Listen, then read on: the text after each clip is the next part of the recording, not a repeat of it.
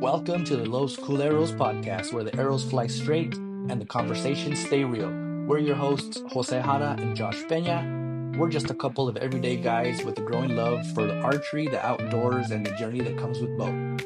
By no means are we pros or veterans, but we're all in. Whether you're new to the bow or have years under your belt, you're welcome here. This podcast is all about sharing stories, learning from guests, and building a community around the sport we've grown to love.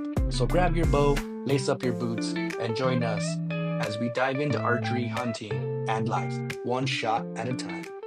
All right, so we're back with another one. We got deer, archery season coming right around the corner. So I wanted to get on here and talk a little bit about kind of what we do to prepare for it, what we kind of have in our trucks, and just kind of our routine when it comes to hunting season. Yeah, routine into prepping for hunting season. I think like with my customers and even like the local barber, Friday, he'd be like, how often before hunting season do you shoot your bow? Yeah. And I was like, I don't laugh at him, but I kind of have like a little chuckle, and I tell him like I shoot my bow almost every day, it's at least once a week, and they're always surprised by that, like why? It's like, not because I mean, I just gotta stay prepared. I don't want to be, I think whenever you stop shooting your bow, that muscle memory, it might still be there, but it's not gonna be as strong. Yeah. So you'll lose. I think having to turn your bow down, and I mean, it's not a stretch regardless, right? Right. But if you're shooting it all the time, you get to know when to change things out. You don't want to be needing some parts, or like right now, like all the bow manufacturers, not bow manufacturers, but like bow shops are like, order the strings now because we're already getting backed up and stuff. So you don't want to be waiting until September and your strings are barely coming in. It's crunch time right now. You have, the end of tax season, 3D season, and the beginning of archery season. And, if you're out there shooting your bow every day or once a week or more repetitions, you can notice if something's off, or you can start to figure some stuff out. And it's also, makes you sharper out there. Yeah. Yeah, definitely. I mean, for a lot of years, man, it helped me deal with what they say, target panic, right? And this last year has been really, really, really tough on me for that stuff. Yeah. But shooting 3D targets all the time for the last 7-8 years that we've been doing it, it's helped me in the field hold steady when I needed to, or even when I couldn't hold. I could hold steady, but not on the target. I figured out a way to do it doing 3D, and then implemented that into my shot on my mule deer. And it's not ideal because you want to hold on your target, but it worked. Yeah. For me. But being able to shoot at something that kind of looks real all the time, whenever there's an actual animal in front of you, it's nothing. It's just another day on the range. It's a more realistic approach to it too, because there's nothing like holding on a live target like an animal, and to get that your heart rate going and your adrenaline pumping. You kind of have that same feeling when you're out there shooting 3D, because there's pressure, there's people watching. You don't want to look like an idiot out there. You don't want to feel a certain way. You want to be at your best. So it puts pressure on you, and that's the same pressure you feel when you're out in the field. So it's definitely something that has definitely helped, staying active and also try to get you in shape to when you're out there, you're not struggling so much. Yeah, I think that's a big thing too. Getting into preparation, like, Armando always says, September is tomorrow. Yeah. So they're always prepping, they're running, they're building their cardio up, their leg strength, all this stuff, because when that pack out happens, that's when you're really going to know how underprepared you are. That's a big deal. And like in my case, man, I mean, I've been trying to go to the gym pretty regularly. My leg strength is not completely there, but coming down the mountain in January is when I started noticing I have a knee problem. Right. I never had that problem before, and it gave me hell coming down that mountain. And I thought I'd worked through it. I thought it was just something, maybe I stepped around or something, and then it happened to attack. Yeah. And it's like, okay, it's a downhill thing. And even now, we've been back from TAC for a couple weeks now, and it's still I have bothering you? little incidences here and there where it's like, okay, I can feel that, but we're working on it. But that's one of the things that the mountain will teach you. Like, you should work on this. Mm-hmm. And one of the things that you touched on a little bit earlier is, and it happened to me. I didn't even notice it till we were at this last bow shoot, and Coach had the draw, the poundage, the scale. Mm-hmm. And when we put those strings on my bow, and we were at high desert, it was at 74, 76 pounds. So the whole time I'm thinking I'm pulling 76 pounds. And then come to find out, those strings, I guess they stretched because drew it back and it was 70. I was like, oh, wow. Also different scale too. Yeah. True. Yeah. But, it's those type of things that you want to figure out down way here beforehand. Before you get up on the mountain. Yeah. And, like your arrow selection, your fletching configuration, what broadhead you're going to run. It's better to do that early on. Get your bow broadhead tuned and get everything ready to go. So you're not struggling out there. You have more confidence when you're out in the field, when you're better prepared. Exactly. So leading into your preparation, where do you start? Do you start with your hunting equipment, or you start with your truck, or you start with your camo clothes? So typically, it's always, luckily for me now, I'm in a better situation to where, over the years we've accumulated a bunch of stuff and we already have all of our gear put together. So now it's just a matter about making sure that my bow's tuned properly to the broadhead I'm going to be using. I tend to try to pick a vane configuration and all that stuff early on. This year, I thought I was pretty set on the tack drivers that we use at TAC, but here I am, getting into September, and I'm gonna start messing with some alpha vanes from boning. Yeah, I want to try those out, and they're a little stiffer. They look a little nicer, and I want to try those out. And then I think I got it narrowed down to I'm gonna try the Beast broadheads. But I also have already some Schwackers that I used a couple of seasons ago, and those are tried and true, so I'm not too concerned about it. Which Schwackers are they? The blue ones? They're the green. They're green. The green, yeah. I forget what number those are. I think the blue ones are the Levi Morgan. Yeah. They're good broadheads, man. I think I killed my javelina with the Schwacker. Yeah, and it dropped them, dude. Yeah, 35 yards. I dropped him right where he stood. Heck yeah. He never. Well, I didn't say he never moved. He did get up. Yeah. And then that's scary. Real scary. Yeah. But yeah, Schwackers are good. I like them. I shoot muzzies now. Okay. Same type of style broadhead. Yeah. But they don't have a plastic ring. I think the Schwackers have a plastic little plastic ring. Yeah. So the muzzies have a rubber ring. Like an O-ring? It's an O-ring. Yeah. Okay. So basically I have there's a toolkit that they gave me from work that had a bunch of little O-rings on there, and I use those as backups, So it's easier to find an O-ring, just a small O-ring, right, than it is to find a little plastic piece, right, to fit it. So it's more versatile, I guess. Yeah, that makes sense. Yeah, so I like the muzzies, and I'm sure you could probably find one that fits the Schwacker too. But yeah, and that's kind of why I want to switch to the Beast, just because they don't have like any kind of retention ring or rubber band or anything like that. It's all internal. It's all internal, and just seeing it in person and seeing the guys at TAC kind of walk you through why they work and how they work, it made a lot of sense. Yeah, so that's the cool thing on those. Yeah, that's the cool thing about going to TAC is you're able to see somebody that's knowledgeable in it, talk to you about it, and you're like, oh, I didn't know that. Yeah, I didn't understand that. I haven't seen that before. Yeah, so that's definitely a plus. So the Beast broadheads, because I know like is it G5 that has something similar? Sever. Sever has one? Sever. Yeah, those are pretty good too. Yeah, those are really good. And that was initially my first choice. But just after seeing the walk you through the Beast broadhead, I was like, you know what? These I think are a little better fit.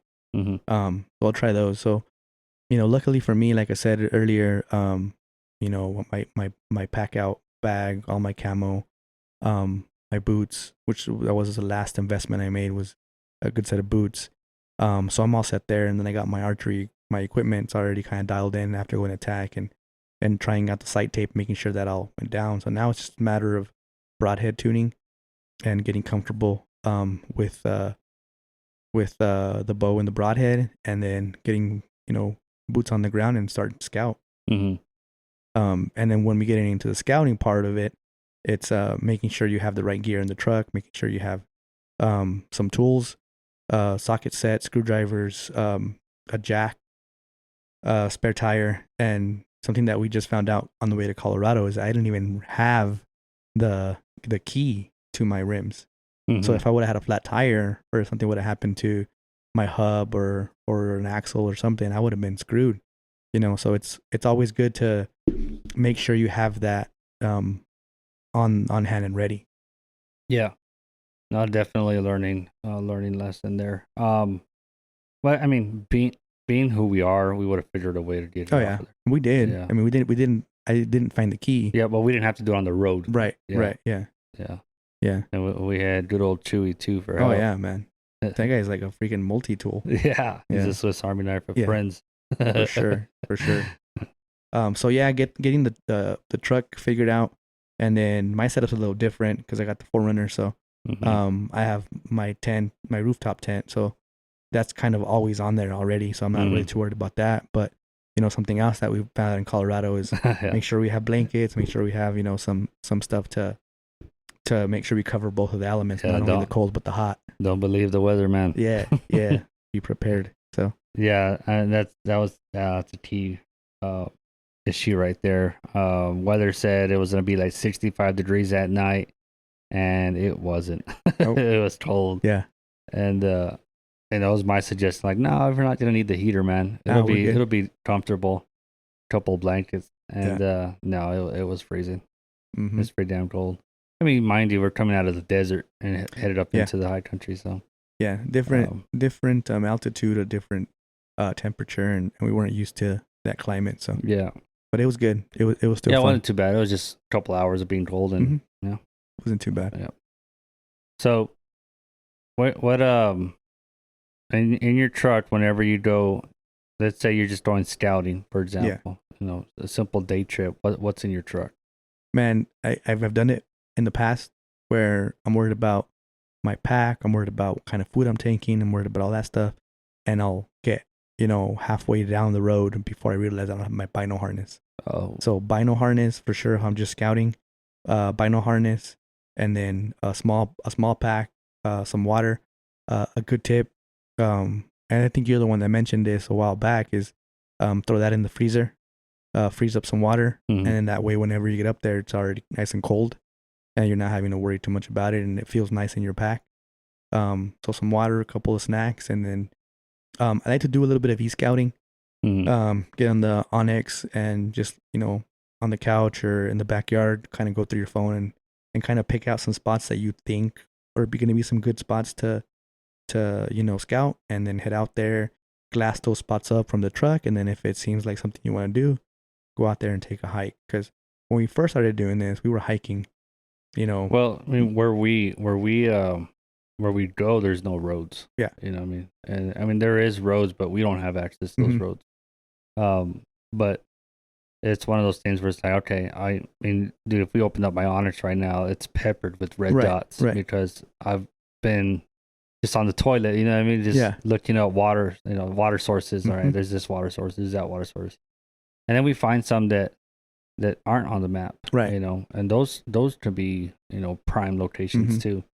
So yeah, there is some spots we scout from the road. Good spots where we see movement all the time. Right. But we know where the trophies are. We know where there's not trophies, I shouldn't say trophies. But we know where the good quality bucks are hiding. Yeah. So. Yeah. No. What I was gonna say was, we used to walk a lot more, and now we're doing that from the phone, and then we pick the spots that we want to hike to, and that's been a little bit more successful doing it that way, instead of wearing ourselves out, day in and day out trying to. Do you think that has anything to do with like we've been back there a lot already and just trying to find like an easier way?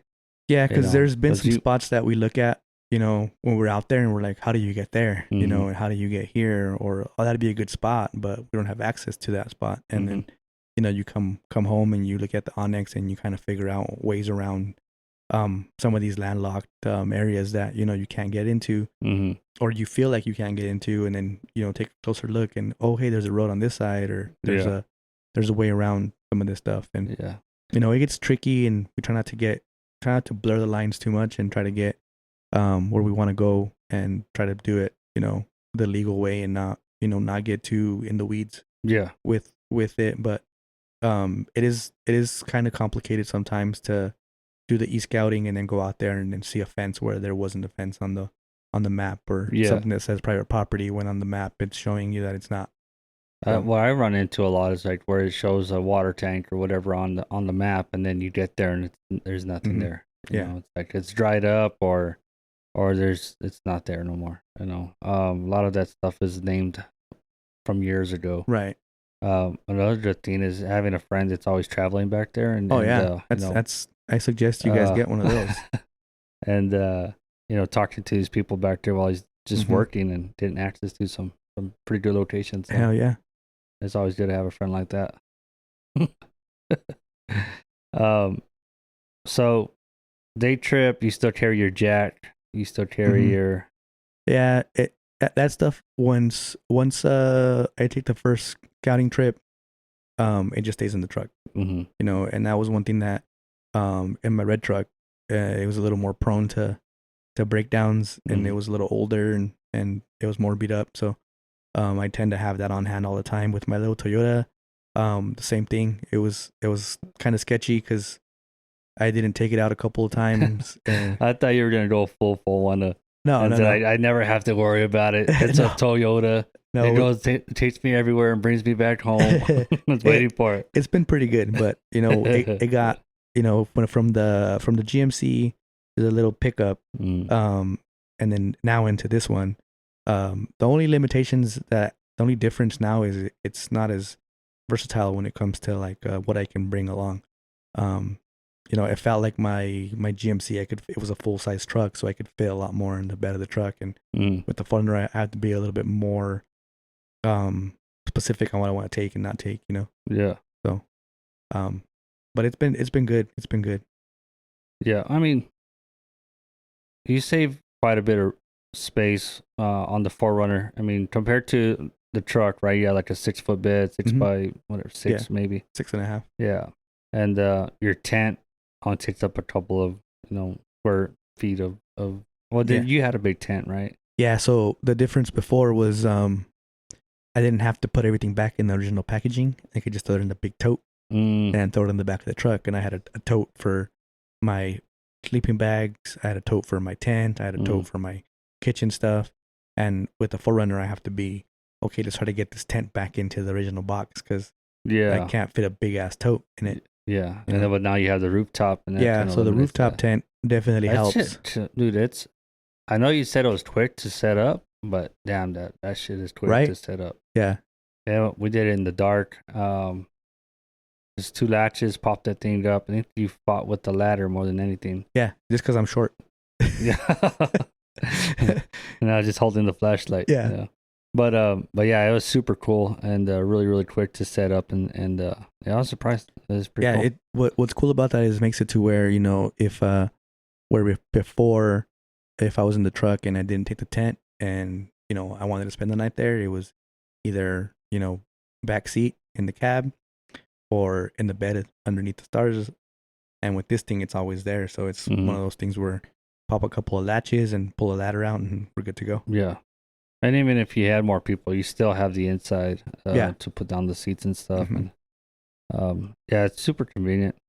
Sailboat for sure, but oh man, yes, the one downfall of it, and also too makes it a little top heavy. So there was a couple of instances when I first got it that I was taking it down some dirt roads, and even when we went up with Billy in November, going to some of those switchbacks up the mountain, where it kind of felt like it was kind of teetering a little bit, and it's not the best feeling when you're going around with no guardrail. You know, so you're like, I mean, it wasn't bad, but you know, of course, like you're a little bit more on edge when you're in the dark and trying to navigate that.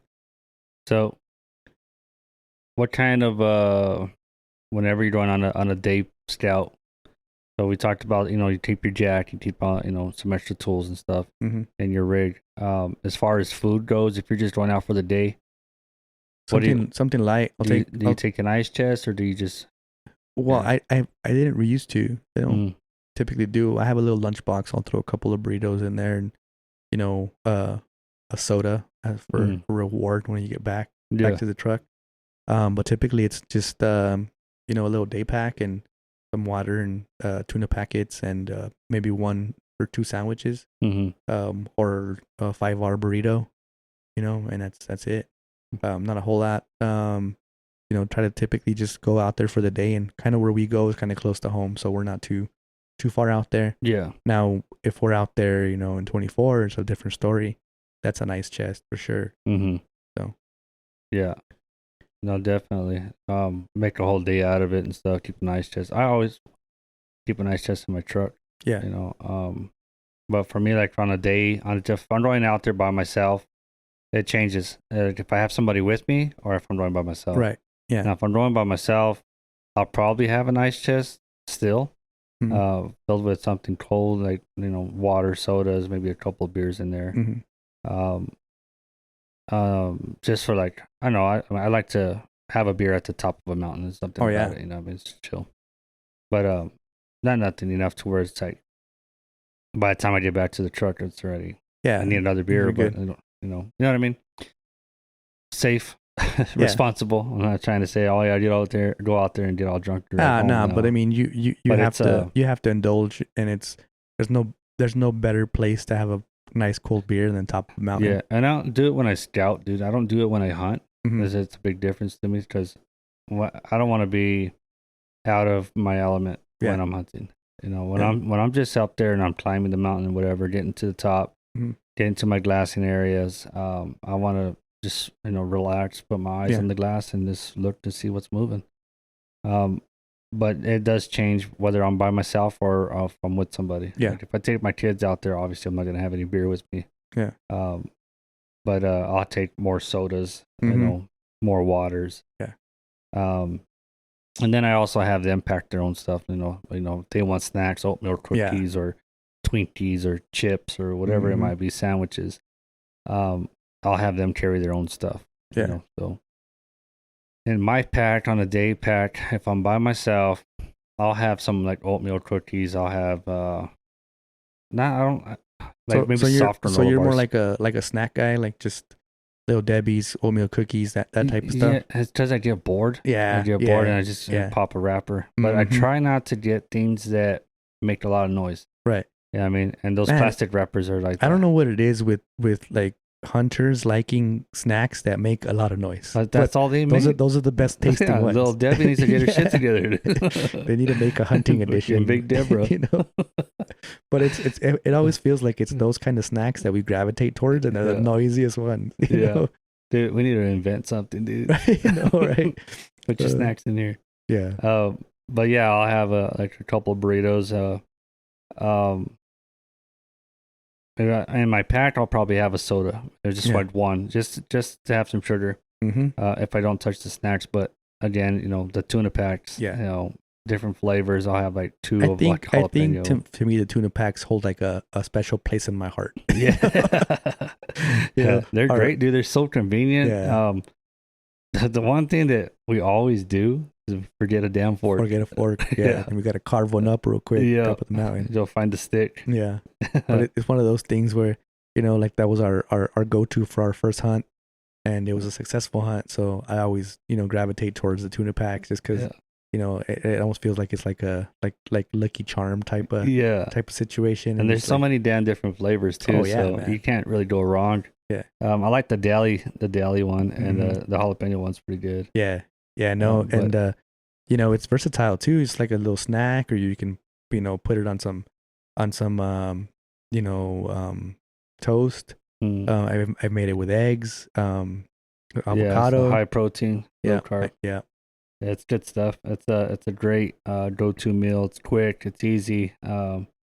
when I'm done, I'll wrap it up as tight as I can and fold it, and then stick it in probably an empty water bottle, so there's no really any sand. Yeah, the empty water bottle, or I try to put them in a Ziploc bag, and then just go ahead and roll them up in there and put them in the Ziploc bag, because they can get stinky. They can get stinky for sure. Yeah, especially and then you leave them in your backpack and get home. Yeah, it's a mess. Yes, sir. Some of the old go-to snacks that we had when I was growing up, man, we were all rifle hunters, and it was always right after Halloween, so you had all that Halloween candy and stuff. But the old school hunters will appreciate this. Potted meat and Vienna sausages. Yeah, that's always in the packs. Yeah, and then they have their old army canteens or whatever.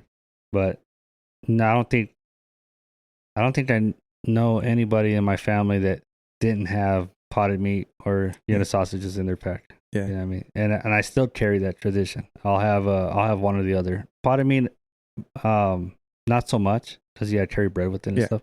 But the Vienna sausages, bro. Oh yeah. And my kid, my daughter, she tore through those things. Oh yeah, man. And everything tastes so good in the mountains. Yeah. Oh yeah. Ramen noodles, fucking tuna packets. Yeah. The other go-to snack too that always smacks is a sandwich with the jalapeno. Oh man. I'll take some Lay's chips and like a bologna sandwich and throw the Lay's chips in the bologna sandwich. Yes, make sir. a crunchy sandwich, or some hot Cheetos and cheese. With the good old bologna and cheese sandwich. Yeah, it's different, man. And my kids, I'm so grateful for it, because my kids see that. Like, when we're on my son's deer hunt, we're way back in the backcountry, and he's like, "Dad, I'm hungry." I was like, "Okay, well, what do you want to eat?" Yeah. And this is where the great invention of the jet boil comes in. Oh man, he's like, dude. I really kill for like ramen right now. I was like, shit, dude, let's get down. So broke out the jet boil and cooked up some ramen right there on the side of the mountain. Yeah. Had a hot meal, and dude, he's like, this is so good right now. Yeah. Like, yeah, dude, it's gourmet out here. Yeah, it is. Yeah. That's that jet boil, simple. Man. That jet boil came in clutch, especially because my little one is obsessed with macaroni and cheese. Oh yeah. So the sopitas. The sopitas. So we'll just take anywhere we go, like the last trip to Colorado last year. I don't know how many times we pulled over and put the jet boil out and made her a sopita really fast, and she was eating that. And even in the hotel, we made her that really quick, and they're so handy and versatile, and they're awesome, man. So yeah, that was definitely something that I would recommend if you don't have one already, to get one. And they make different brands now. They make different off brands, and there's different sizes ton of them. Too. Yeah. I have the Java myself. It's been great. That one came with like a coffee press. Yeah, the coffee strainer. Yeah. Yeah, my wife. Where were we at? When we were at we were out at Caballo, and I think she made coffee with it. Yeah. And I used that strainer, and she's like, "No, it was like instant coffee or whatever, but it has that strainer, so you can make coffee grains and stuff." It's really nice. I think I picked up a while back. I picked up a little pour over coffee kit from Black Rifle, and it folds into like a little box, dude. That thing, put that in my pack, because in the morning, if you get up to a nice little glassing knoll and you have some coffee up there with the sun coming up, man, nothing like it. Yeah. And then if you're going in the late afternoon, you gotta take yourself a Coors, Yellow Belly up on the mountain. And it's different, bro. That's the best tasting beer up on top of a mountain. Yeah, I don't know. No lie. That's funny. I was thinking, damn it, we've used that jet boil so many times. I had a friend of mine try to cook beans in the damn thing and burned them. It's never been the same after that. Man.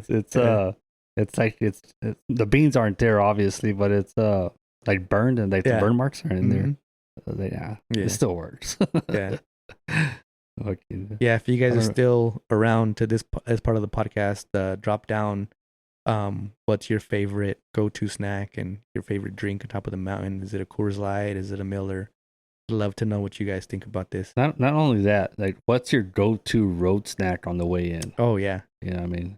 Dude, we haven't even touched about road go-to scouting music. Music, yeah.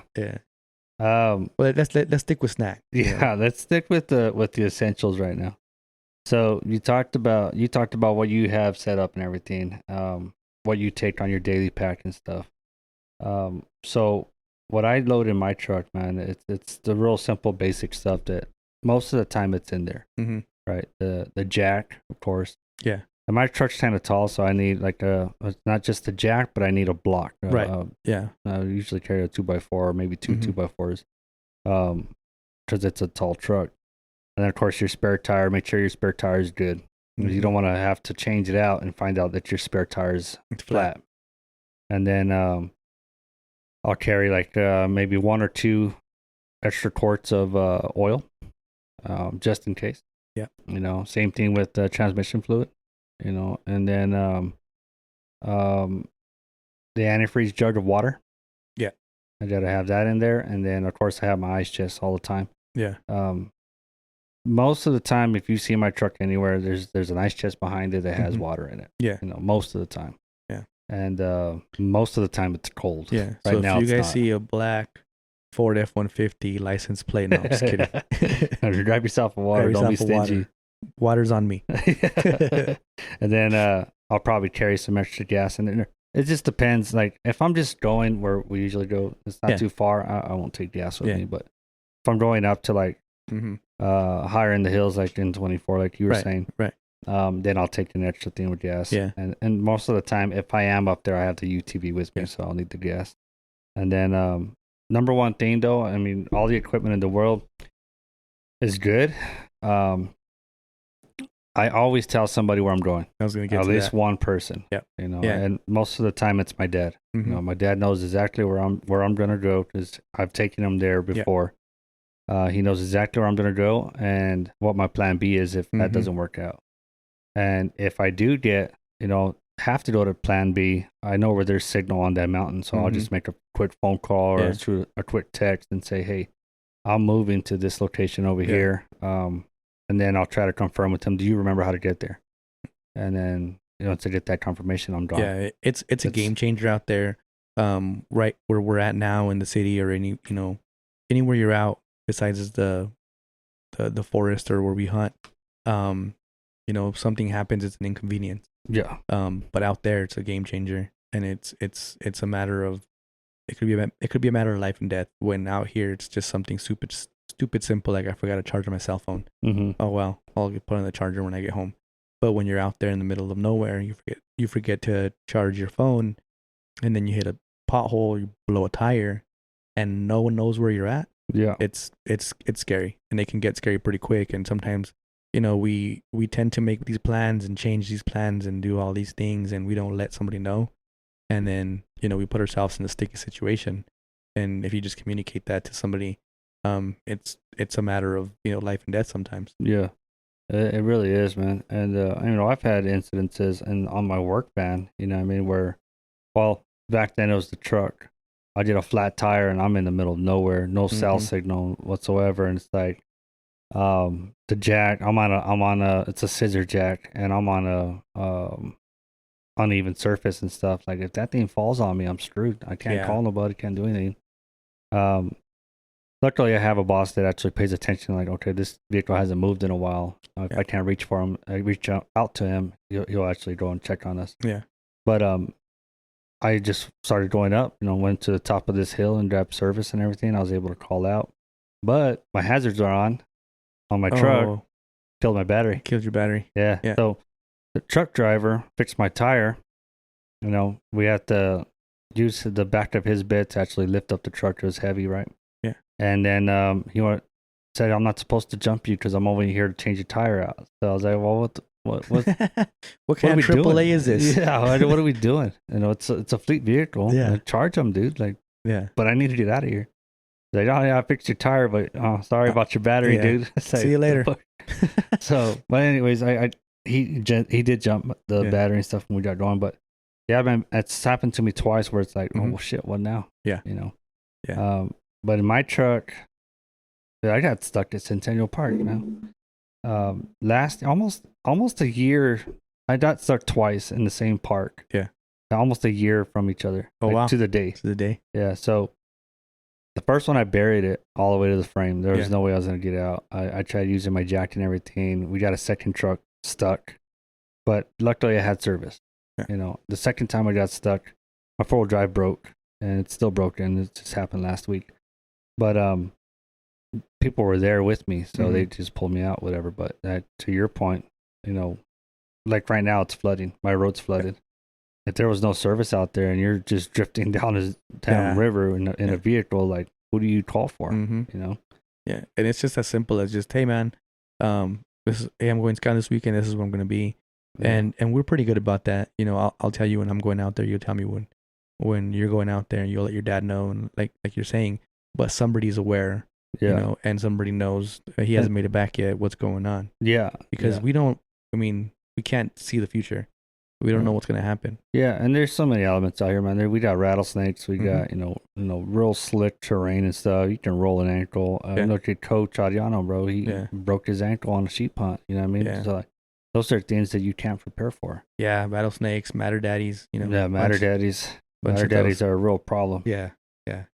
But yeah, and not only do I call my dad, like, I'll text my wife. Yeah. My wife doesn't really know where I hunt, but she also knows that if the sun's out, don't call me. Yeah. I'm big on that. Like, do not, unless it's an emergency, do not call me if the sun is out.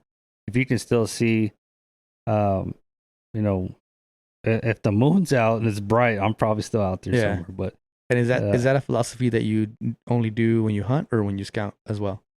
Scouting is different. I'll have my phone on vibrate, whatever. I'm not too serious about. Give me a call. Yeah. I've even taken work calls, bro. Like, hey, I need this equipment or whatever. Like, just go by the house. I'll call my son if I have the service. Right. Call my son. He'll go out and give it to you, whatever. It's almost like you flip a switch, and it's cool because you want to scout like you hunt, but at the same time, you don't want to make it a chore. You want to have some fun. You want to include the family. You want to and make it enjoyable, Yeah. And then whenever the hunt starts, and it's game time. It's one of those things, bro. Like, we'll joke around, and we do this all the time. Like, somebody walks off to take a leak and somebody's throwing rocks at them. Yeah. I mean, it's just one of those things like that we've always done. And I treat my son the same way. Like, I'll throw little pebbles at him or whatever, or throw a rock off to the side of him without him knowing, and he's like, "Oh, what was that?" You know what I mean? Just trying to scare people, especially newbies that haven't been out there before. Yeah. It's fun to do. I know it sounds like bullying, but it's not bullying. Yeah, nobody called HR. Nobody calls HR. But yeah, you're right. When I'm scouting, it's way different. I'm a little bit more relaxed. I'm a little bit more lenient. But I also I don't try to sneak in on things. I'm trying to be unnoticed. Yeah. Because I don't want to push anything that's there away. Yeah, you want to keep that element of it. We're not in there, taking calls on speakerphone and doing all that stuff. But, phone's on vibrate if somebody calls you, and if you're in a good spot where you can answer, you'll answer. Yeah. And it's the same thing too. Like, if I know you're hunting and I'm not out there, I'm not calling you. Yeah. I won't. I'll wait for that text that says like, "Oh, I got a buck down," or "I shot a buck," or "I need some help," or whatever. I'll wait for that. Or, because in my head, at any point of the day, you're stalking something. Right. And that's what I see. Why take that chance? I'm not going to call him and ruin it. He'd be like, "Bro, I was in the middle of killing the biggest buck of my life, and then you called." Like, I don't want to be that dude. So my wife knows, and I think most of the people that I know that I hunt, they're not calling. Yeah. They're not going to call me in the daytime. Yeah. Unless it's something really important. And then if it is really important, there comes a text message, you know. And then that's like when I'm scouting, it's whatever. I'll take calls if I have the service or whatever. It doesn't really bother me. Of course, it's not on ringer. Yeah. It's on vibrate, and it's if I feel it. But hunting time, my phone's on airplane mode. Most of the time. And then when I know that there's cell service, I'll turn it on, check my messages real quick, and then it goes right. Because, airplane mode, it keeps my battery, preserves it. Yeah. So, but my wife knows for sure, like, if that sun's out, don't call. Yeah. And then, like, this last January, it was dark already. It was about 9 o'clock. I was headed back, and I sent that message. I sent the message out because she sent, "Are you okay?" It's a "Are you okay?" message, and it's like, I got service. Like, yeah, I'm headed back. truck's full, Oh, yeah. and then it's like the congratulations start coming in and stuff, start making phone calls. And then I think I called you too.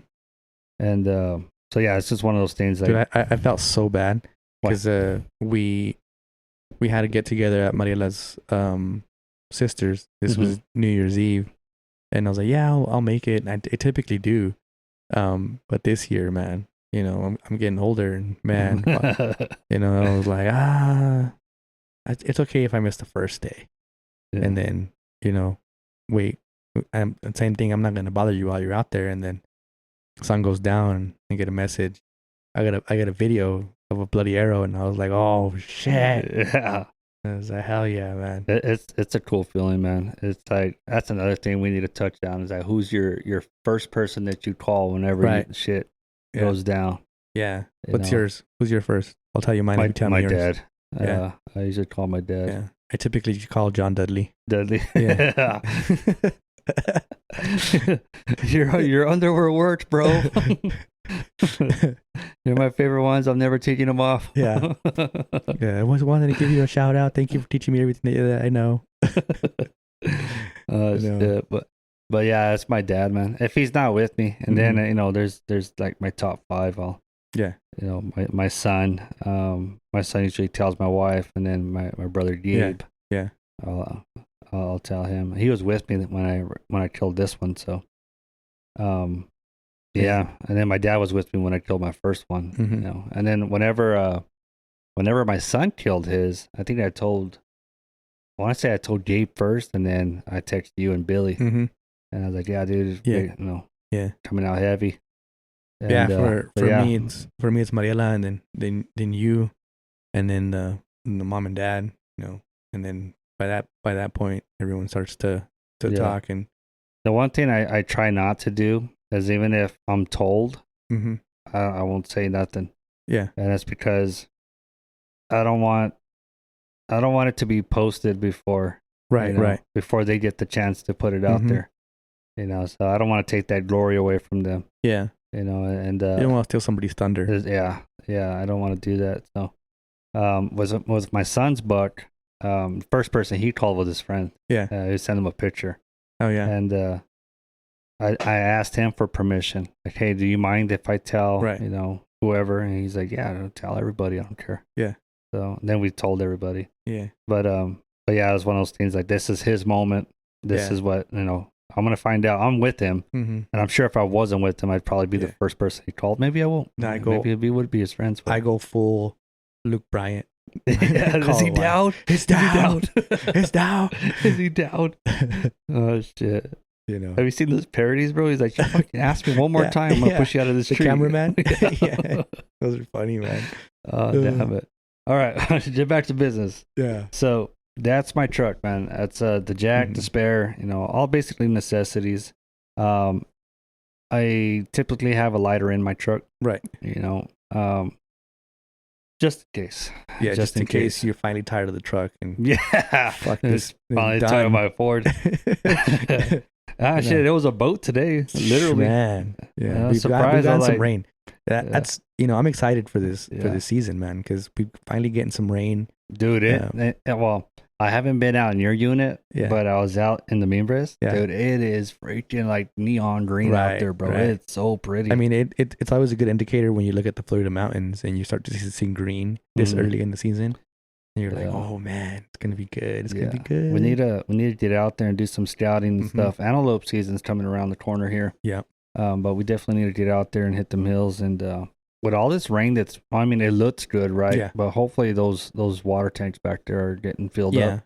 Well, it's hard to gauge because we're not there, so we don't get to see exactly how much rain falls. But this is where getting out there early and getting out there frequent comes in handy. And at least to see where the water holes are and to see kind of where the movement is. Ideally, like to get out there and identify a couple of bucks that you want to go after. But the last couple of years, it's been so hard to get out there, and that we're just kind of looking. Well, at least for me, just kind of looking for something decent to shoot and chase, and kind of try to stay in that general area to make a stock. So Yeah, I'm definitely excited, man. It's Yeah. gonna be good. Oh, shit. I haven't been on a September hunt in a while. I mean, I don't have any tags this year. But yeah, you do. Yeah. So, Got one. yeah. And I mean, well, you got 24 days, bro. 25 days. 20, yeah. So that's great. And I was set on 21 this year. So I put in 21 in January, first choice, 21 September, second choice, and 21 rifle. Mm-hmm. So I did the that number one song, 21. Yeah. just picked all three of them, 21. But I was set on that. I was like, if I'm gonna go after deer, it's gonna be in 21, or it's not gonna be at all. And excited to put some boots on the ground and get in there and find something. Yeah. 24 days goes by pretty quick. So it really does. I think a lot of the like the last couple of years not being able to, and it's not very far, but not being able to get out is due to life being busy, man. Yeah. The weekends and stuff. My schedule changed, so yeah. I got a very limited amount of time. And then I don't know, like we always say like no rest days, but I still feel like I should probably rest one day. Yeah. But man, it's so hard to come by that. Yeah. You know what I mean? I try to just rest Monday through Sunday, and then the rest of the other days I'll try to put in some work. Yeah. But yeah. That's the ticket to life right there. That's the ticket to life, according to Angel Reese. Did you see that no, I today? didn't. Oh my God, dude. I saw somebody making fun of her or something. She posted something about what you make in a week, I make in 7 days. That was legit. That was real. Yeah. I thought somebody was making fun of her. No, she said that. And she actually said that. Yeah, live, and then somebody's looking at her like, "What are you doing, lady?" Yeah. I always don't know how time works. But I'm gonna do the Angel Reese this year. Yeah. Try to do that philosophy. Yeah. Yeah. Oh shit. But no, it's definitely finding a balance. It's something that I feel like life can get pretty busy if you let it. You have to find a way to get out of that whirlwind and dedicate some time to what you want to do and where you want to be. Because it's so easy to get caught in that whirlwind of life, and if you're not deliberate with your time, it passes you by. Yeah. So. No, it really does, man. I mean, shit. I feel like just yesterday, we were bringing my son home, from the hospital and stuff, and now he's 19 with a college degree, and he's going for more. And it's like, what the hell? Where's my little boy at? Where did he go? Yeah. Like in the blink of an eye, he's an adult. He's a young man, and my daughter is not too far behind him. I know, man. It's just like, dude, like it's the craziest thing, dude. Is I don't remember Julie being a baby. I know, dude. Man, it trips me out. I'm sure I was around. Oh yeah. But I don't remember her being a baby. Yeah. I mean, well, just think about it when we went to Colorado. She was in diapers. When we went to TAC last year? Yeah. No. Well, she wasn't in diapers, but she was barely getting potty trained and and that kind of stuff. And her vocabulary is what gets me, dude. Yeah. Like I'm like, Jesus Christ, like stop. Yeah. And I think like they say that about my daughter too, is like her vocabulary has always been like way advanced and stuff. Yeah. And they say don't give the baby tablets and all that stuff, but honestly, like it depends. It's a tool. Not just a tablet. It's a tool. And I never baby talked my kids. Right. Neither one of them. Nah. And I talked to them just like I talked to everybody else. Yeah. And just them watching these videos that they're into, but they don't baby talk. Yeah. And damn, dude, my daughter has a vocabulary like nothing I've ever seen. Yeah. She knows a lot of words. She's a reader too. What I like about Wolfie is she's quick witted. Dude, like she's sharp as a tack, man. She gets me all the time. Yeah, bro. And it's like you have to be quick or don't say nothing. Yeah, she's gonna burn you. She's gonna burn you. And she don't care. Like she doesn't. Nah. She don't see your age at all. You're just somebody. Yeah, and that's cool because that means that she's comfortable in herself and you didn't put her in a box. Like you let her be herself, and and it's something that's like it's pretty cool to see, man. I think it's a hard place as a father, bro, to let them be themselves, but also teach them how to respect. Because there is a line there, man. Like, you can be yourself, be comfortable with them. Don't be an asshole. Don't be an asshole. Yeah, and it's one of those things, and you can't be. It's if you're soft, she's gonna hurt your feelings. Yeah. No, definitely. I mean, that whole when she was with Swope asked her, and this was probably like 2 years ago. My daughter's 12. So she was 10, maybe 9. Anyways, Swope had asked her. There was like a spider and an ant on the floor, and he's like, "Which one do you think's gonna win?" Like talking to a kid. Yeah.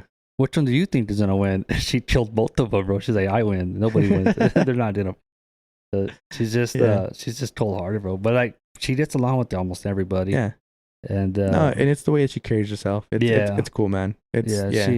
She's a special breed, man. Yeah. Even with the guide out there, and she was talking to him, just roasting him, bro. he started it, and I told him, dude, like, she's gonna get you back. Yeah.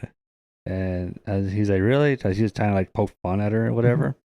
And I was like, you're starting a fire you're not ready for, dude. And he's like, really? And then she went in on him, bro. Oh my God, the whole trip, bro, just talking smack to this. We just met this dude, and she's just roasting the shit out of him. Yeah.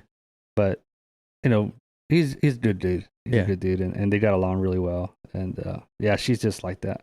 Yeah. Yeah, she talks shit to you, to George, to Larry. She didn't say much to Chewy, though. Nah, not yet. She hasn't gotten familiar yet. Yeah. Give her some time. By next shoot, bro. By next shoot, yeah. But yeah, man, time flies, man. Yeah, it really does. It's crazy. It's one of Time's those flying things. right now, bro. We need to shift on subject. We need to start getting all emotional over here, talking about our kids and us being old. Well, that's part of it, man. It's one of the things that I enjoy about hunting is when you're out there and you're in the pursuit and you're in the moment, it's all about that. But when you're just sitting up there glassing, all the things that go through your head, and the kind of, like, you're able to reminisce, and you're able to really connect with your life and what's going on, and it feels almost like you're more present, and it's always, I think you realize what's important, man. Right. And it kind of puts everything in perspective, and it makes you realize a whole lot out there, and kind of what you have and why you're able to be out there to begin with, Yeah. So it's something that just connecting with nature and being in that element. It really, it's almost like a hard reset for me. Yeah. I look forward to each hunt for that same reason, just because you're out there in the elements, and it can be cold as shit, and in the moment it's freezing balls and you're not having a good time, but fast forward to hunt's over, and you're thinking about that time that you were out there freezing your balls off. Yeah, dude. I mean, look at that video that I posted, right? That we went by. It's fucking snowing. It was freezing. It was windy, and it's like, but there's a smile on my face. Yeah. And I'm out there. Like, I worked harder out there than I've ever have anywhere else. Yeah. And I enjoy the shit out of it. Now there is some days where I go like, fuck, I really don't want to go up that mountain. Why am I out here? Yeah, but it's like, you know what? It's fucking, I didn't come out here for nothing, so you just get out there and do it. But now you're right, dude. It's like, for me, like you said, you're sitting up there and you're reminiscing and stuff. And there's certain spots that I've been. It's like, all right, I was here with my grandfather, who's passed now. 2 years ago, he passed away, and he taught me so much about being out there. And then I had an uncle, Anino, that gave me my first knife, to cut twigs and just mess around with. And he passed away long, I was 3rd grade maybe. So I have all these people that I've been all these places with, and man, it's just the memories and the lessons and passing that on to whoever. I mean, even you. Oh yeah, for sure. And learning new things too, and with the ones that are still alive, things that I've learned, I pass that on to them too, and then that way they can show somebody else. Like the whole tarp thing, I don't remember where I got that from. Yeah, but I carry a tarp in my pack, and now you do. Yeah, and I think my son knows why now too. I actually used it with his deer, and my brother as well. a tarp in your pack, whether it's a day pack or your pack in pack, a tarp is a good essential tool to have. Yeah. Some paracord and a tarp, and you harvest your animal, and you have somewhere to cleanly harvest the meat. Yeah, you don't have to get your meat all full of dirt and stuff. Or you get into a bad situation and you have some shelter. There's so much you can do with it. Yeah. You can drag it out on a tarp. And it's for a certain distance, depending on the terrain, it will rip. But yeah, you're right. You can build yourself a shelter and stuff, maybe a small little fire or something going just to keep you warm. It's a pretty good survival tool. Yeah. But have you seen those TikToks or whatever? They're like, everything's all loud until you sit on a rock, and it's just so simple and it's just funny, but at the same time, it's so fucking real, dude. Yeah. They just sit up there and just take. You realize how small you are, how insignificant you are standing on the top of a mountain. Whatever problems you think are so astronomical and big, and all these decisions you got to make, and life's moving so fast, and then you get out there and it's like kind of makes you realize that you're just a little speck on this giant it's rock. crazy too, because you see that during the daytime, right? But then you have a clear night, and you see all these stars and the constellations, and you just see the Milky Way dust and stuff, and you realize how small you are. So nothing really freaking matters. Yeah. But at the same time, what's a good kicker for me, dude, is seeing an old cabin. Oh yeah. That's all torn up and everything, but it's been there for ages. Yeah. And it's like that's how simple life was at one point. Yeah.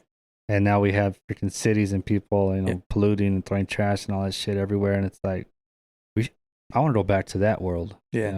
I would love to have lived in that world where it was so simple. It seemed simple. Right.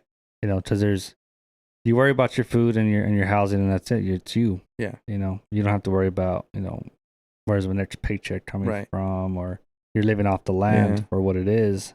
And I don't know. It's just, there's something that's so, sure it was complex at that time, dealing with the weather and all stuff. But perspective. It seems like such a simpler time compared to what we live in now. Yeah, it's, and we always talk about the generations, the different generations that grew up, and everyone complains about what was done before, or where we're going now and all that stuff. But when you're out there and you're just sitting on a rock, and all that kind of fades away into background noise, and you're just kind of focused on what you're doing out there, and it's just eye-opening for sure. That's a cool thing too, man, is to be sitting so damn still that an animal walks up to you, and you're just in awe, bro. Like you're not bothering them, they're not bothering you, but they're curious. I've had I was sitting over a waterhole with my daughter, and I see this coyote out of the corner of my eye coming in. I don't tell her nothing. I don't want her to freak out. This coyote's coming in, and he comes within like 3 feet of my daughter, trying to like sniff her out because she has a fucking pile of snacks. Yeah, dude. She just looks at me. She's like, I'm hungry. I don't have any more food for you, bro. You're like a raccoon. You just keep eating. She had a little pile. She had a little pile, dude, of all these wrappers and stuff. Like, oh my god! And this coyote came in and stuff, and she turns around and they're like almost face to face, and the coyote runs off, and I was sitting there laughing, dude. And he's like, "What was that?" I was a coyote. And you were gonna let it bite me? It wasn't gonna bite you, dude. Relax. I mean, I have my handgun on me and stuff the whole time, but I was like, I watched him come in from a ways. Right. But it was so funny. But like, I've had squirrels, chipmunks barking at you and stuff, and we've even had deer walk up and within arm's reach. Yeah, so it's super cool to see them, the way they maneuver, and it's just you get lost in it. Right. It's like you said, everything fades away, and you're just watching these animals be animals. Yeah. I mean, like even seeing bucks fight or elk fight, that's the coolest shit in the world to see it live. Yeah. But yeah, there's a different element to all that stuff. Yeah. It's simple chaos, I guess you can, because you're in their world, and I don't know, it's cool, man. It's a different aspect of life. I wish everybody could experience that and just not hunt. I mean, I wish everybody knew a skill like that, hunting, fishing. Yeah.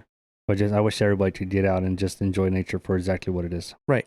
You know. And that's kind of where we were at last month, talking about public land and why it's so important, and how much of a resource it actually is, and why it's worth preserving, and why it doesn't need to be sold, and all that stuff. And it's super important because it's something that is for everyone, and some people just don't understand what kind of a resource it is and how to access it. The thing that pisses me off too is that when you go out there, man, there's beer cans, and there's trash and stuff, and it's like, man, dude, we try our best to keep this shit, and you got people like that trashing it. Yeah.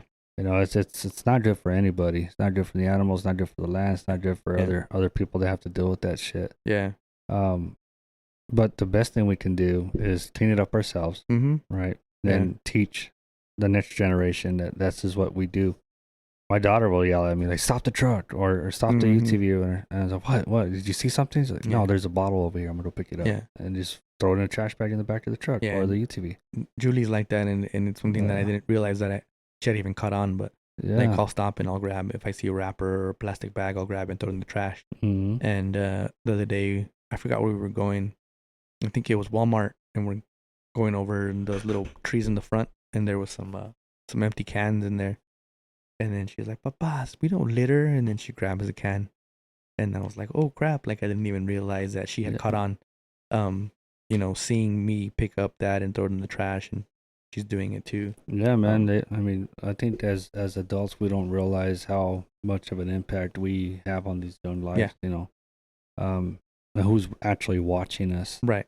So, we can be a little bit wild, and we can have our little get-togethers and stuff, and have some fun, whatever. But the actual like Miyagi lessons, seeing them like pick up trash, or unlocking a vehicle for somebody locked their keys in their car, or opening the door for somebody, holding the door open for people. It's the small gestures and stuff that these kids will see us doing. So I'll see my son.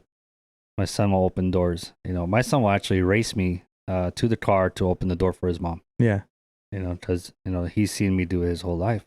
He opened the door for my lady, and even for my daughter. I won't let my daughter open the doors. Now she will fight me over it because she's an independent young woman. Yeah, I got this. Yeah, I don't need your help. And then there's some days where it's like she's standing by the door, like, "What? You can't open it? What's going on?" No, like, I'm not gonna open the door today. I was like, "All right, well, I'll open it for you." But that's on her choice. Yeah. But my wife, I'll even get your ass out of the car. Yeah. You don't open the damn door yourself. What's wrong with you? Yeah. But it's just the little things, man. That my son will actually race me now to open the door for his mom. Yeah, that's cool. And man, it's just very. I mean, it's not. They say chivalry's dead, right? But chivalry goes unteached. And that's I think that's the problem. Yeah. So it's cool to see the young kids. Well, we start with our kids, right? Because they're ours. Teaching them the right values. Yeah, and that's right a great point, because it's something that we tend to blame, like, oh, these kids don't know nothing, and these kids aren't, when we were little. But a lot of the times we don't take the time to educate and to pass things on, as we should. And that's kind of the part where there's been a little bit of a disconnect, and we start to forget how much of an impact we have on our kids. And it's something that we got to make sure that we have that constantly in our heads, like, hey, this is, you don't realize how much of an impact you make on somebody, and it's so crazy the things that kids pick up on. So you got to make sure that you do those things correct, or try your best to make sure that we're educating them the best we can. Yeah. And a lot of that too is like, it's the whole thing, do as I say, not as I do. Yeah. But you want to teach them as you do too. You know what I mean? Because like, if you're disciplined and you show that you're a hard worker, you show up on time and stuff, and you teach your kid how to do that, your kid's gonna be like that too. Yeah. Now, if you're an asshole all the time and you just bitch at everybody and try and complain all that stuff, your kid's gonna do that too. So like you said, there's a disconnect in that. And I think some of that comes from a harder generation, man, where it's like, for example, me myself, right? And trying to teach my son how to use certain tools. Right. And I have, how can I explain this without sounding like an asshole? I just, in my head, he should know more than he does. Right. Right. And the problem is like, he should know more than he does around power tools, but who taught him? Yeah. No, I didn't teach him. It's one of those things too, where like that's something that I struggle with as well. But it's one of the things where like trying to get them to understand how to like righty tighty lefty loosey is like you should know this, kid. Like, come on, it's man. Common sense, right? But then like I'm on my phone and I'm like, hey, how do you get out of this? And it's like, dude, really? It's like simple. It's this, and common that. sense. And you're like, it's common sense, but it's a different common sense. Yeah. You know what I mean? And with at the age that they grew up in, with like we talked about tablets earlier, and how much of a tool that can be. Like my oldest boy, Angel, he was having trouble with spelling and reading and stuff, and I remember I got him a Nintendo 3DS, and there was a game on there called Scribble Knots, and it's literally like you get from point A to point B, but if you can spell it, it'll appear on the screen. So on the first level, there's like a hole, and if you fall in the hole, you die. But you have to get from point A to point B. So, but if you can spell it, it'll appear. So if you can spell ladder, a ladder will appear, and you can fall in the hole. You use a ladder and you can get out. If you can spell airplane, an airplane appears. Jump in the airplane and get across the hole. So he's sitting there trying to figure out how to spell different words so you can get them to appear. And before you know it, he's learning. Yeah. You know what I mean? And it's something that he engaged with early on, and he understood it and he got it. And me growing up, like our tools were different. Legos, Lincoln Logs, like, that kind of stuff. We're out there messing around with, I was building ramps, trying to ramp on my bicycle. And, we were doing stuff like that because that was the stuff that we were interested in. And their interests are different than our interests. So their common sense is different than our common sense. Yeah. Yeah, it makes sense, man. Another thing too, it's like getting frustrated that they're not doing it the way you want them to do it, and be like, just move, with that, man. Just move. I'll do it myself. Jesus Christ! Like that whole move, I'll do it myself, takes away the lesson from them because one, they're not going to learn. Yeah. And two, you're already frustrated. They're not going to want to work with you. So they don't move. learn. I'll do it myself is the equivalent to hold the damn flashlight straight, and you're like, ah. Yeah. But I mean, yeah.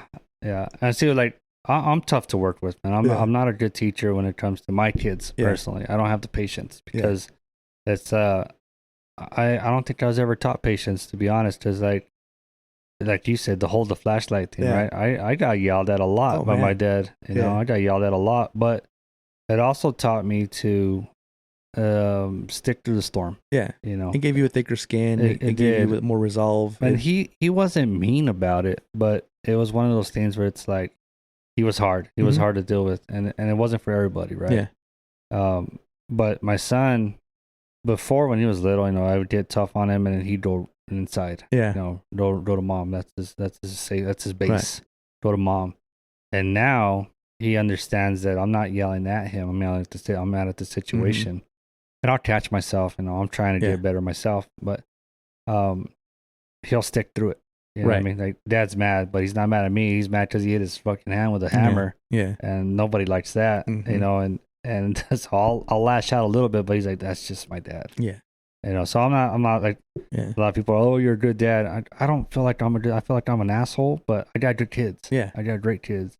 And yes, I'm strict on them or whatever, but they're not out there doing drugs and doing stupid shit, and they know that if anything happens, they can call me.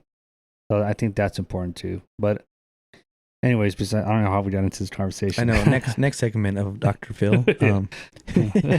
No, but this is something that we were going to get into eventually, and it's something that we started to do this podcast. It wasn't just about archery, and it wasn't just about bows. It's about life. It's about life and life lessons, and But I mean, it all goes back into the hunting thing too, man. Because like I said, I'm hard on my kids, and my son, for example, of course, nobody likes to admit it, but you do treat your kids different, right? Yeah. I do. Yeah. And my daughter's she's a girl, and I treat her different. Not much different, Right. but there's certain things I have to do with her that I don't have to do with my son. Right. My son is not only tough physically, mentally, but he's also tough emotionally, right? So all these years that he's worked with me and gone through so many damn tantrums that I've dealt with and gone through, trying to fix something or trying to make him understand in a way, because his mind is so damn complex that the simple shit does not make sense to him. Yeah.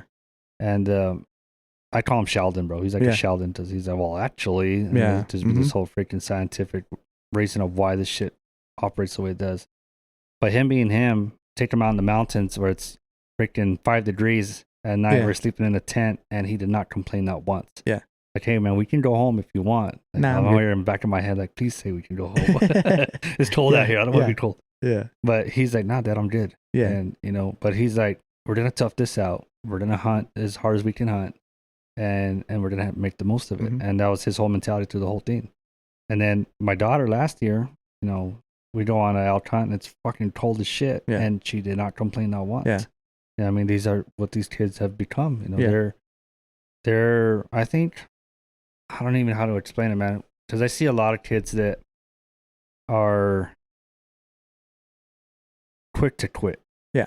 And I'm glad that my kids aren't like that. It gives them more resolve, having to deal with different scenarios and kind of tough circumstances. And we're not perfect, and we're gonna flare up, and we're gonna scream and complain. And but seeing them seeing you work through those situations makes them understand that, okay, this is the way it works, and he got through it, I can get through it. Yeah. And it's one of those kind of life lessons that it goes back to, you don't know the impact that you have, because they don't see you quit, so they know that, well, I'm not going to quit either. My dad didn't quit. Why am I going to quit?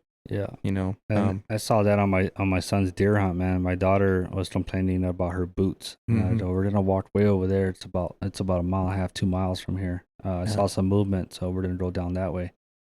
And then we're walking down the mountain, and she's like, they're not hiking boots, bro. They're like freaking dress boots. And she insisted on wearing these damn things because they're boots. Yeah. Boots are boots. Boots are boots. And so we get down into this ravine, and we're trying to make our way out. And she's like, are you okay? Because she started falling behind. I was like, my feet hurt. I was like, well, I can walk you back up to your mom, and then we'll finish the way. She says, no, I'm good. Yeah. And I was like, are you sure? Yeah, she's giving you the information, but she's going to tough it out. I'm good. And after that, bro, she did not complain not once, and we went and we hiked in there, and my son made his shot, and then she carried one of the backpacks back out, on her feet. They were hurting her, and she did not complain once after that. She wasn't complaining. She just, I asked her, what's wrong with you? She said, my feet hurt. Yeah. But she didn't just say, like, Dad, I got to stop my feet or anything. No, she just gave you some information. Toughed it out, bro. And I was like, damn, this kid's something, Yeah. And it's amazing to see. But like you say, I try not to quit, and I've always tell them, we don't quit when we're tired. We quit when we're done. Yeah. It's simple as that. And my son will try to tough it out, bro. And I feel bad for him sometimes because he's trying to hang with Pops, and it's like, dude, what's wrong with you? He's all, I'm hungry. I was like, well, go eat something, dude. Yeah. Like, you don't have to be like, just say something. Right. Like, I'm hungry. Like, go ahead and go eat. I'm not trying to have you pass out here. Right. Like, I've been doing this my whole life. I can go all day without eating, working the worst elements and stuff. I don't expect you to do that. Right. But he's just in there trying to tough it out. Yeah. Now they pick up on that stuff, man. And it's cool to see, and it's cool to be around. That's something that's like, it gives you a little like a pat on the back, like, I did all right. But you see it with, like, even with you, bro, and like even my brother, I can tell that you're out of breath. I can tell that you're tired, but it's like, let's go over the next ridge. Yeah. And it's like, I need to stop doing that. Let's go. Yeah, let's do it. Yeah. It's like, as much as I don't want to do it, it's like, let's do it. Yeah, I was talking about that today. 'Cause I was telling one of the guys at work that, I'm ready to go out there and go, scouting. And he goes, "How is that, man? Are you guys get after it? And is it like an all day thing?" And I go, "It can be, and it's just one of those things where, you know, um, you can be out there glassing, and then you'll see movement, and then you want to go over there, and the next thing you know, you end up 3 or 4 ridges over, and then you got to get back to the truck, but you don't think about it in the moment because you're in the moment, you're there, and you're hiking, and then what's one more ridge, or what's one more ridge, what's what's one more mile, and the next thing you know, it's like, oh man, I'm out here. Yeah, dude. That's that whole who's the one that told that story? That's the man and the horse, or the boy and the horse. Yeah. So I can't see where I'm going. He's like, "Can you see your next step?" He's like, "Yeah, just take that." Yeah. And it's one of those things where you're so focused on not where you're going, but just taking the next step. That's it. And before you know it, you're 2, 3, 4 miles in. Yeah. And like, we're in it now. And dude, that's when you see country that very few people have seen. Yeah. Mm-hmm. You have a different view of the world. Yeah. And everyone's like, "Oh man, you're lucky," and or you guys, or man, you got lucky, and it's something that somebody, or I saw it somewhere, and it's luck is preparation and opportunity. That's all it is, and it's, you have an opportunity, you're prepared for that opportunity, and then you execute, and next thing you know, it's, man, I got lucky. Yeah. But it's not. It's preparation and opportunity. Yeah, winning the lottery is fucking lucky. Yeah. But hunting, it's never luck, man. I don't feel like it's ever luck. I mean, I've always felt like this. Like, I'm always exactly where I need to be. Mm-hmm. And if the plan goes to shit and everything fails and stuff, it's like, okay, that's a lesson learned. Right. I could be upset about it, and go through all those emotions and stuff, like, damn. But I think I feel more pride knowing that I got in close and I blew the stock. Right. And walk away with like damn it, that really happened, and just be excited about it, like, holy shit, like I did that. Yeah, it's like bungee jumping, bro. I don't know if you've ever done bungee jumping. Yeah, it's like one of those. It's like, holy shit, like it's scary as hell, but you go and do it, and you're like, yeah, I did that shit. Yeah, and that shit was cool as hell. It's like getting in a fight. The outcome's not always the one you want, but you always learn something from it. You learn more about yourself in those moments than you do about the moment. And it's stuff that you learn from, and you're better for, and makes you tougher, makes you better. It's you learn from the mistakes that you make, and you improve from the mistakes that you make. You become a better hunter by having those times where you fell short. Yeah. Because it's easier to track. It's easier to understand, like, oh, well, I blew this stock because of this. Yeah. I'm not gonna do that again. Yeah, and I think that's a common misperception of a hunter as well too, man. It's like you see like people like Cam Haynes and John Dudley. Okay, John Dudley and the Bomars, and they don't get. Yeah, to be a good hunter, you gotta have a lot of. To be good at anything, you gotta have a lot of fails. Yeah. Yeah, I mean, in hunting, like, oh yeah, he kills every year, but there's a reason. Yeah. He's killing every year now. Yeah. What about all those years he didn't? Like Cam talks about that. He's like, oh, dude, I went hunting. I think it was like 4 or 5 years before he killed anything. Yeah. For me, it was 4 years. Yeah. Michael Jordan. He didn't make his high school basketball team. He, wasn't the tallest, wasn't the best, but he worked hard at it. And one of the things that he talks about too is you miss 100% of the shots that you don't take. Yeah. So you got to be out there, man. Yeah, and nobody talks about the shots he missed, right? And yeah, it's just one of those things, man. Like, try to be the hardest worker in the room all the time. Yeah, and it's easier said than done. Yeah, there's days where you just like dragging ass, you don't want to do it, and it's like it takes. Like, for me personally, there's so many other things I can do. Yeah, and just to avoid getting shit done. But once I just like an old diesel truck, bro. Like, once I'm going, I'm fucking going. Right. Yeah. And I'll go till I die. It's just one of those things that's like, I'm gonna keep chugging along until I ain't got no more gas to give. Yeah. that's where you see, like, the people that are successful, and the people that are consistently killing every year. Like, you'll see the guys from Out Shape, and you'll see Dan, but he'll say it like in every video, the separations and the preparation. Like, he's constantly working at it, and that guy's an animal, man. He's a psycho. Yeah, dude. I love seeing that. He had a double knee. Yeah, no, I saw was he it had double knee or one knee? one knee. I saw that video earlier today. Where Yeah, it's going in 6 months. So yeah, and it's like that kind of shit. What's our excuse? Even Kevin, yes, dude. Even Kevin Hart, dude, broke his back, and I I got back issues, bro, but it ain't broken. I mean, it's like, God, dude, I need to stop being a bitch about it, dude. Yeah, dude, I feel that way, and I'm like, I have a bad day at work, and I'm like, I ain't going to the gym today, and then like, cause I had a bad day. He's like, what the hell? Yeah. And then that's Monday, and then I'm not gonna start the gym on Tuesday. I might as well wait till Monday to start. That's a big thing too. Like, everybody's got to start on a certain day. Yeah. I missed this Monday, so I got to start on the 1st of next month. Yeah, right. Yeah, 2026, new year, new me. Yeah, you want to go to the gym right now? Let's go. I'm going after this. I'm inviting you to. I am going. Yeah. After this. Nah, it's not. It's I have to start Monday. The way my bank account set up. Is. But yeah, dude, I see those people like that, and it's so easy to make an excuse. It's so easy to make an excuse, and I mean, for me, it's I don't like being in pain, right? But honestly, I mean, to take the pain away, I gotta make pain. I mean, I gotta get in there, and I gotta do the things I need to do to keep my body where I need to be. And my whole goal was to be able to pack a hole out, not all at once, but I want to pack a hole out by myself. Right. I mean, because I always prepare to hunt by myself. Whether whoever says they're going with me, or we're gonna go this way, whatever. Plans change. I get it. Things happen, but I always prepare to hunt by myself. Yeah. And that way, if you come with me, cool. We'll do it together. If you don't, I'm still prepared to do it by myself. I'm not counting on you to be there.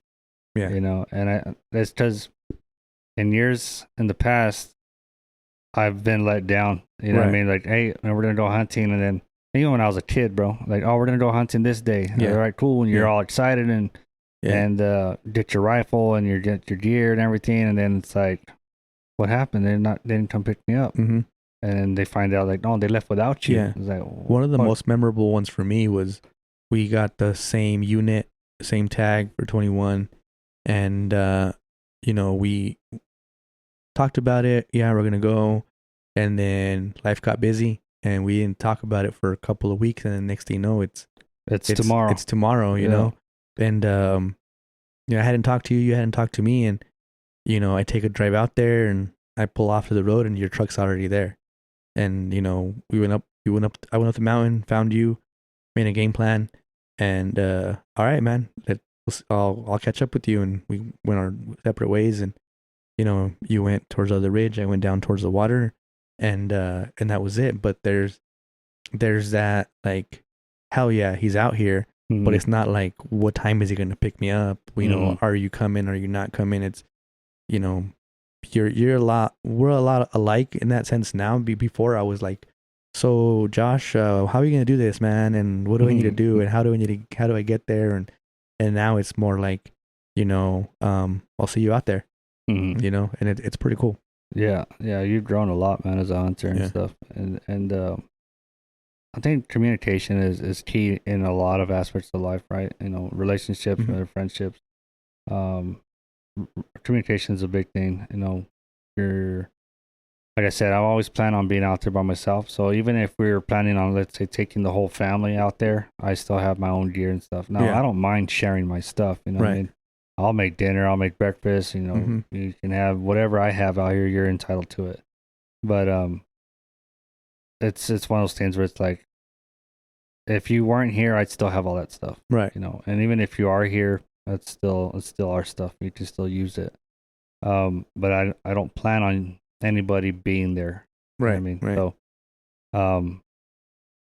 So that's a big thing, because, like, if I go camping with somebody else, I don't know how everybody else is. I mean, I don't know if they're like, oh, dude, this fucking dude's eating all the cupcakes. You know what I mean? I don't want to be around that kind of shit. It's like, no, dude, I brought my own cupcakes. Or you can have this whole fucking box. Like, yeah.